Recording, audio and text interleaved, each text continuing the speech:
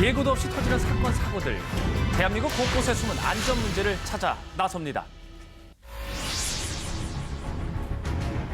이곳은요, 배를 대고 메어 놓을 수 있는 장소인 계류장인데요. 부두에 공간이 부족하자 배를 정박할 수 있도록 지자체에서 마련한 공간입니다. 이 배가 엄청 오래돼 보여요. 배 안에는 풀도 자란 그런 흔적들이 많이 있습니다. 크기도 제각각인 배들이요, 이렇게 쭉 줄지어 서 있었는데요. 대체 얼마나 여기에 있었던 걸까요? 지금 5년 동안, 6년 동안 이렇게 돼 있는 거예요. 곳곳에 녹이 쓸고 갑판 위에는 온갖 폐기물이 올라와 있는 것으로 봐서는 사람의 손길이 끊긴 지 하루 이틀 같아 보이지는 않았습니다. 못 들어오니까 뒤로 돼 있잖아요, 뒤로. 아, 저 배들이 지금 못 들어오는 거네요. 못 들어오니까 사다리 놓고 사람들이 타고 다녀야 되는 거예요. 예. 이리로 들어와야 되는데. 장기간 자리를 차지하고 있는 탓에 새로운 배들은 선착장을 이용하지 못하고 있는 상황이라고 합니다. 왔다 갔다 하면서 이제 바닥에 뭐 있잖아요. 딴다는 거 있잖아요. 그럼 파국 날 수도 있고 물 들어가서 뭐 침몰되거나 이러겠죠. 그럼 아예 그냥 이게 철판이 얇아지면 그럼 아예 그냥 쓰레기가 되는 거네요. 아예 그러죠. 이제 위험물이 되는 거죠. 아니 이거는 배가 아니 부서졌는데? 바닥이 망가져서요, 더 이상 물에 뜨기 힘들어 보이는 선박도 있었습니다. 못 뜹니다, 못 떠요. 못 뜨겠다. 대체 이 배들은요, 왜 방치가 되고 있는 걸까요? 예. 은행에 돈 잡혔으니까 이제 선박 묶어 놓은 거야. 아, 이거 계고서가 써 있네요. 그냥 이거는 불법이다 이거지. 아 개고서 불법이다. 근처 도로를 시설뿐만 무단 아니라요, 점령한 바다를 무단으로 점거하고 있어서 관련 지자체에서는 처분 명령을 내렸지만은 그대로인 모습입니다. 네. 거의 압류가 많이 다 돼 있는. 많이 나죠. 운영을 못 하고. 이곳에 있는 몇몇 배들은요, 안녕하세요. 또 다른 문제도 있다고 하는데요. 기름 같은 아마 게 지금 있잖아요. 한 1m 정도의 배 양옆에가 지금 잘려 나간 거죠. 그러니까 이 배는 지금 현재 절단하는 폐선해서 절단하는 과정에 있던 선박입니다. 이거. 허가를 받아야만 할 수 있는 폐선박 처리를 몰래 하고 있었던 겁니다. 배들을 유사시에 정박을 할 수 있게만 되어 있는 곳인데 이렇게 이제 불법적으로 그 해체 수리 이런 과정이 지금 진행이 되고 있었던 거죠. 게다가 지난달에는요, 불법 해체 작업을 하던 중에 기름이 유출되는 사고가 있었다고 하는데요. 저게 이제 기름 탱크입니다. 저게 폐유, 그러니까 배에서 썼던 기름을 폐선하는 과정에서 흘러나가면 안 되잖아요. 그걸 뽑아서 저기 담아서 만약에 큰 파도가 오거나 하면 넘어져갖고 그대로 다시 바다로 흘러 들어갈 수 있겠죠. 아무런 관리 없이 바다에 방치된 폐선박은 환경 오염뿐만 아니라 주변의 안전도 위협하고 있었습니다. 이 배는 가스통이 그냥 남아 있어요. 보시죠. 자칫 잘못하는 순간 대형 사고로 번질 수가 있는 상황. 위험하죠. 게다가 계류장 시설 또한 제대로 갖춰지지 않았습니다. 이 육지에 제방하고 이제 부딪히는 상황이 발생할 수 있습니다. 그래서 그걸 완충하기 위해서 그런 완충 시설들이 있어야 되는데 전혀 없습니다.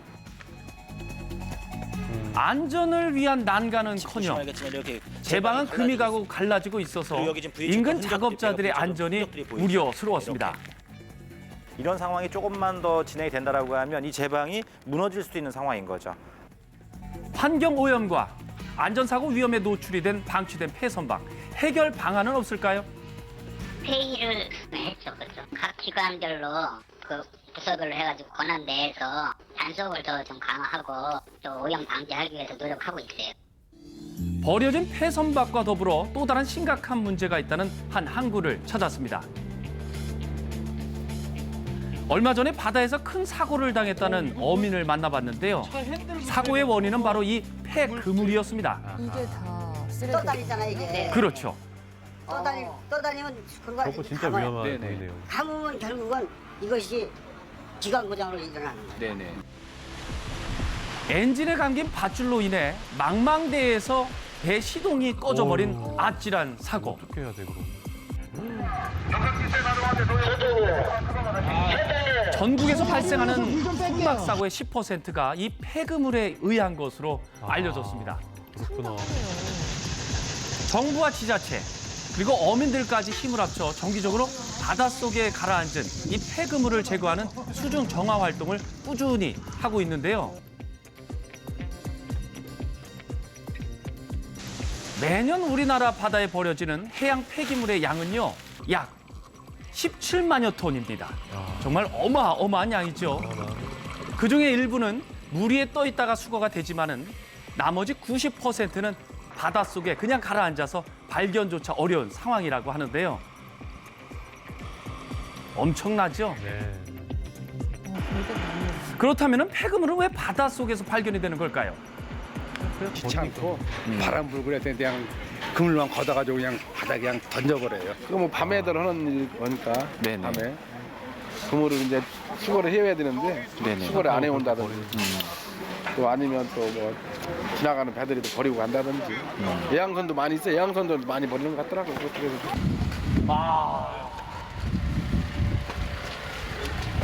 이게 오늘 저기 수거를 한 쓰레기인 거잖아요? 예. 진짜 많죠? 네. 하루 동안. 매일 수거한 해양 폐기물은 한 대 모았다가 한꺼번에 처리를 하는데요. 컨테이너 안을 꽉 채운 것은요, 대부분 폐그물이라고 합니다. 이게 일주일에 이만큼 쌓이고요. 아, 일주일에 이만큼 쌓여요? 네. 치워도 줄지 않는 해양 폐기물. 특히 항구의 만쪽은 반나절만 지나도 파도와 해선박에서 떨어져 나온 이 해양 폐기물이 잔뜩 쌓인다고 해가지고 수거 현장에 제가 한번 동행을 해봤습니다. 진짜 별의별 쓰레기들 다 있네요. 아 이게 저기 물때 따라 예.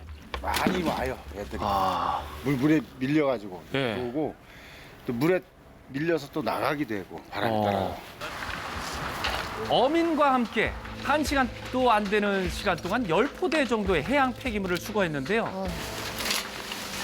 쓰레기를 버리는 사람 따로 치우는 사람 따로. 그렇습니다. 대부분 이 폐그물과 폐어구였습니다. 사실은 우리는 어업하는 사람들은요, 바다가 우리 그 생업이거든요. 예, 예. 이게 돌고 돌아서 바다에 있는 어패류나 바다 생선들이 먹고 거기에 돌아서 도로 입으로 우리 식탁으로 오르는 거예요. 그럴 때 상당히 가슴 아프고 저희들 입장에서 그렇습니다. 환경 오염뿐만 아니라 안전사고 위험까지 도사리고 있는 해양 폐기물 문제.